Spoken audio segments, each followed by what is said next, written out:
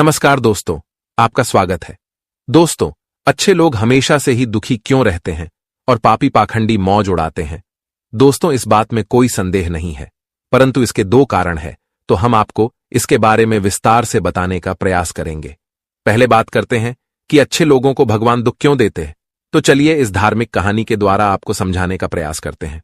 दोस्तों, एक बार की बात है, किसी नगर में अपनी 3 बेटियों के साथ एक विधवा स्त्री रहती थी। जवानी में ही उसके पति गुजर गए और 3 बेटियों का पालन पोषण करने की जिम्मेदारी उस अबला नारी पर आ गई थी। अपनी बेटियों को लेकर वह विधवा नारी कहा जाती।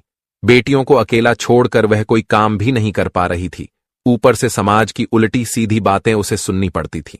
बेवस लाचार उस महिला का कोई सहारा नहीं था। वह अपने पति को याद करके उन बच्चियों को जैसे तैसे पाल रही थी। फिर एक दिन वह अत्यधिक चिंता करने के कारण में बीमार पड़ गई थी। ऊपर से उन बच्चियों की चिंता थी कि इनका क्या होगा, कैसे इनका पालन पोषण होगा। इन्हीं बातों को सोच सोचकर एक दिन उसकी तबीयत बिगड़ गई और उसका अंत समय निकट आ गया। मृत्यु के समय यमराज का एक दूत उस विधवा स्त्री के प्राण लेने के लिए उसके पास पहुंच गए। यम का दूत उस स्त्री के प्राण लेने के लिए ही आया था, किंतु वहां का नजारा देखकर वे द्विधा में पड़ गया। उसने देखा कि वह विधवा स्त्री जमीन पर अचेत अवस्था में पड़ी है और उसकी 3 बेटियां उसके पास बैठकर रो रही हैं। यह दृश्य देखकर उस यम के दूत को बहुत दया आई। उससे उन छोटी बच्चियों की दशा देखी नहीं गई। वह सोचने लगा कि यदि मैं इस स्त्री के प्राण लेकर यमपुरी चला गया तो ये बच्चियां बेसहारा हो जाएंगी। इन्हें सहारा कौन देगा? इनका पालन पोषण कौन करेगा? फिर कुछ देर तक सोचने के बाद यम का दूत उस विधवा स्त्री के प्राण लिए बगैर ही यमलोक लौट गया। यमलोक पहुंचने के बाद यमपुरी के राजा यमराज ने उससे पूछा कि तुम खाली हाथ क्यों आ गए?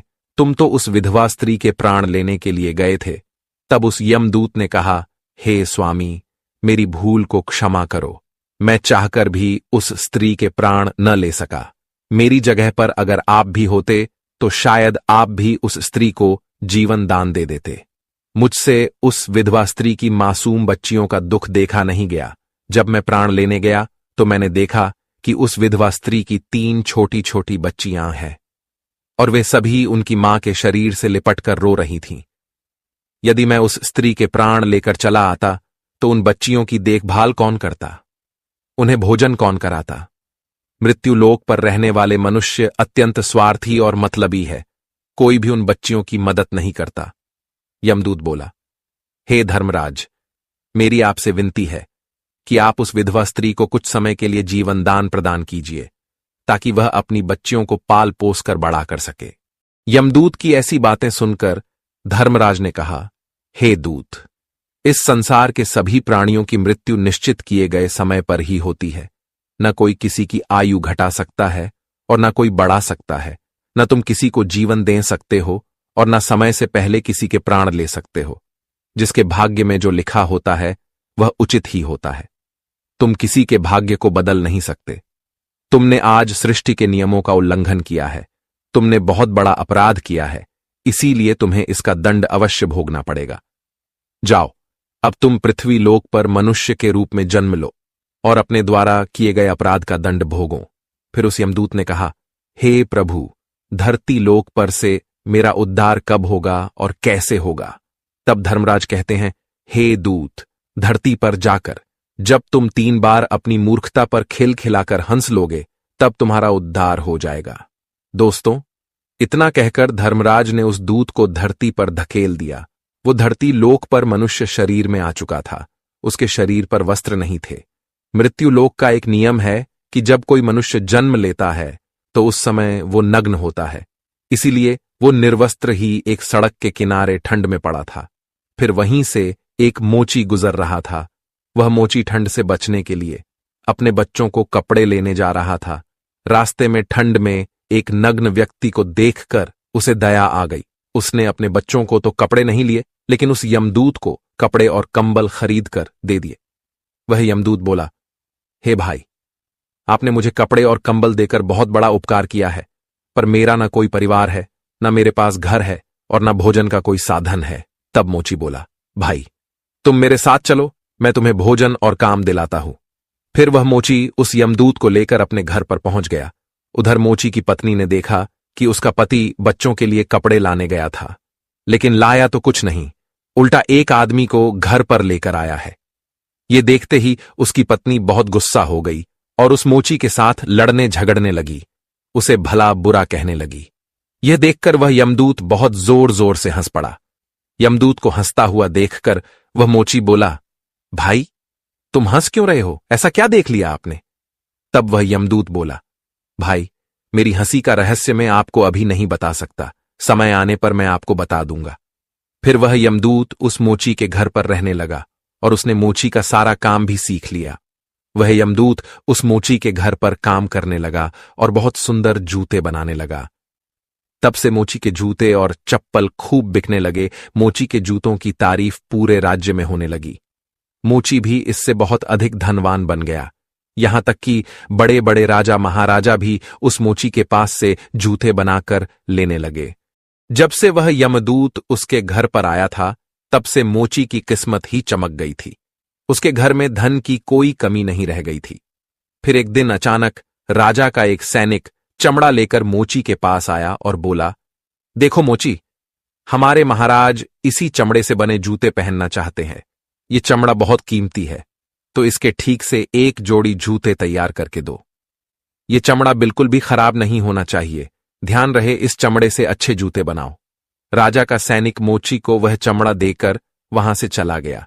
इधर मोची ने भी यमदूत को समझा दिया कि देखो यह महाराज के जूते हैं, इसमें कोई गलती मत करना, चमड़ा बहुत कीमती है, इसीलिए इसे खराब मत करना। राजा को जूते चाहिए, इसीलिए तुम इसके जूते ही बनवा देना। गलती से यदि चप्पल बना दी तो राजा बहुत गुस्सा हो जाएंगे और हमें कठोर सजा मिलेगा। मोची के इतना समझाने के बावजूद भी उस यमदूत ने जानबूझकर उस चमड़े की चप्पल बना दी। फिर जब उस मोची ने चप्पल देखी तो उसकी सांसें फूलने लगी। वह उस यमदूत को डांटने लगा, यहां तक कि डंडा लेकर उसे मारने के लिए दौड़ा और कहने लगा, अरे मूर्ख, ये तूने क्या कर दिया? तुझे बार बार समझाया था कि इसका जूता बनाना है, लेकिन तूने इसकी चप्पल बना दी। अब राजा हमें नहीं छोड़ेगा, तू भी मरेगा और तेरे साथ मैं भी मारा जाऊंगा। वो हमारे पूरे परिवार को सूली पर चढ़ा देगा। मोची को अत्यंत दुखी देखकर यमदूत एकदम से खिलखिलाकर हंसने लगा। उसे हंसता देख मोची बोला, अरे मूर्ख आदमी, सारा काम बिगाड़कर अब हंस रहा है। तब यमदूत ने बोला, वो देखो, जूते लेने के लिए राजा का सैनिक आ रहा है। सैनिक को देखकर मोची के हाथ पैर फूल गए कि अब यह जूते मांगेगा तो मैं कहां से दूंगा। तब तक वह सैनिक पास में आ गया और बोला, हे मोची भाई, कल मैं जो तुम्हें चमड़ा दे गया था उसके जूते मत बनाना, चप्पल बना देना, क्योंकि राजा साहब का देहांत हो गया है और यहां की यह प्रथा है कि मरने वाले व्यक्ति को चमड़े की चप्पल पहनाकर अंतिम क्रिया की जाती है। दोस्तों, सैनिक की बात सुनकर मोची को ऐसा लगा जैसे मरे हुए शरीर में प्राण फिर से आ गए हों। उसके हाथ से डंडा छूटकर जमीन पर गिर पड़ा और उसने यमदूत के पैर पकड़ लिए और उससे माफी मांगने लगा। यमदूत मोची की इस हरकत पर खूब जोर जोर से हंस रहा था। मोची ने पूछा, हे भाई, तुम क्यों हंस रहे हो? तब यमदूत बोला, हे भाई, समय आने पर मैं अपने हंसने का कारण बता दूंगा। फिर एक दिन के बाद मोची की दुकान पर 3 नौजवान लड़कियां एक बुढ़िया के साथ आई थीं। उन तीनों लड़कियों की शादी होने वाली थी। वे अपने लिए जूते का नाप देने आई थीं। उन लड़कियों को देखकर यमदूत ने पहचान लिया कि यह वही तीनों लड़कियां हैं जिनकी मां को ना ले जाने के कारण आज मैं अपने किए की सजा भोग रहा हूं। पर यह लड़कियां तो अब जवान हो चुकी हैं, काफी सुंदर भी हैं, किसी अच्छे घर में पली बड़ी मालूम पड़ रही है। तब यमदूत ने उस बुढ़िया से पूछा, हे माता, ये तीनों कन्या कौन है? उस बुढ़िया ने कहा कि इनकी मां बचपन में ही इन्हें छोड़कर चल बसी, इनका कोई सहारा नहीं था, तो मैंने इन्हें अपने पास रख लिया। मेरे पास करोड़ों की दौलत है, पर दुर्भाग्य से मेरा कोई नहीं है, तो मैंने इन्हें अपने पास रख लिया। इन्हें पढ़ाया लिखाया, इनकी परवरिश की। आज बहुत ही ऊंचे घराने में इनका विवाह करने जा रही हूं। लड़कियों का भाग्य देखकर यमदूत सोचने लगा कि परमात्मा जो करता है अच्छा ही करता है। यदि उस समय इनकी मां नहीं मरती तो ये तीनों भयानक गरीबी, भुखमरी में पड़ी रहती। इनकी मां के मरने के कारण लड़कियां बहुत बड़े घरों की बहुएं बनने जा रही हैं और इस बुढ़िया की करोड़ों की संपत्ति का मालिक भी बन चुकी है। यह बात सोचकर पहले की अपनी मूर्खता को याद करके वह यमदूत जोर जोर से हंसने लगा। अब वो 3 बार हंस चुका था। यमदूत को हंसता देख मोची ने पूछा, हे भाई, अब तुम किस लिए हंस रहे हो? कृपया अपनी हंसी का रहस्य समझाओ। तब यमदूत बोला, हे भाई, मैं 3 बार हंस चुका हूं, अब मैं तुम्हें अपनी हंसी का कारण बताता हूं, सुनो। मैं एक यमदूत हूं। अभी अभी जो 3 लड़कियां जूते का नाप देने आई थीं, जब यह तीनों छोटी थीं, तो इनकी मां मर गई। इन तीनों लड़कियों पर तरस खाकर मैं इनकी मां के प्राण नहीं ले गया। उसी कारण से धर्मराज ने मुझे श्राप देकर धरती पर भेज दिया। मैं निर्वस्त्र एक सड़क किनारे पड़ा था। तब तुमने मुझे अपने घर बुलाया। घर आकर तुम्हारी पत्नी तुमसे खूब लड़ी थी, वह भी इसलिए कि तुमने अपने बच्चों के कपड़ों के पैसों से मेरे लिए कंबल और कपड़े खरीद दिए। तब मैं पहली बार तुम्हारी पत्नी को देखकर बहुत हंसा था। तुम्हारी पत्नी उन पैसों को देखकर दुखी हो रही थी जो तुमने मेरे ऊपर खर्च किए थे, पर तुम्हारी पत्नी उस लाभ को नहीं देख रही थी जो मेरे आने के कारण तुम्हारे घर की किस्मत बदलने वाली थी। दूसरी बार मुझे हंसी तुम्हारी मूर्खता को देखकर आई जब तुम मुझे राजा के लिए जूतों की जगह पर चप्पल बनाने के लिए डांट रहे थे। तुम केवल उस राजा के जूतों के बारे में सोच रहे थे, किंतु तुम्हें यह पता नहीं था कि राजा के साथ क्या घटना घट गई। पूरे गांव को पता चल गया था कि राजा की मृत्यु हो चुकी है, लेकिन तुम्हारा ध्यान तो राजा के जूतों पर ही था। हम वही देखकर या सोचकर हर्ष मनाते हैं जो हम देखते हैं, पर हम उसे नहीं देख पाते जो हमें दिखाई नहीं देता, पर होने वाला वही होता है। कई बार परमात्मा हमारे अच्छे के लिए, हमारी भलाई के लिए हमारे साथ कुछ बुरा करते हैं, पर हम उसी बुरे को देखकर परमात्मा को कोसने लगते हैं। हम उस अच्छे को नहीं देख पाते हैं जो भविष्य में हमारे साथ होने वाला होता है। कई बार हमारे साथ अच्छा होता है, पर भविष्य में हमारे साथ बुरा हो जाता है। उस घटना को हम नहीं देख पाते। किसी घटना के साथ अच्छा या बुरा दोनों तरह के परिणाम जुड़े हो सकते हैं। हमें हर घटना को समय की होनी समझकर चलना चाहिए। दोस्तों, अब हम आपको बताते हैं कि अच्छे लोग दुखी क्यों रहते हैं। इसके दोनों कारण यही है कि पहले तो अच्छे लोगों के साथ बुरा इसीलिए होता है कि बाद में उनके साथ कुछ बहुत अच्छा होने वाला होता है।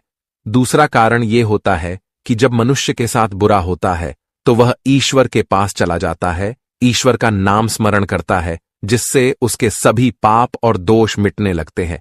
ईश्वर की भक्ति ही मुक्ति का सच्चा मार्ग है, जो कि केवल अच्छे लोगों को ही ईश्वर की भक्ति करने का मौका बार बार मिलता है। तो दोस्तों, इस प्रकार से वह यमदूत उस मोची को यह सीख देकर वह से यमलोक चला गया। उम्मीद है आपको यह कथा अच्छी लगी होगी। वीडियो को लाइक जरूर करें और कमेंट में जय श्री कृष्ण अवश्य लिखें। साथ ही चैनल को सब्सक्राइब करें ताकि ऐसी ही आध्यात्मिक जानकारी आपको प्राप्त हो। मिलते हैं अगले वीडियो में। आप सभी का धन्यवाद।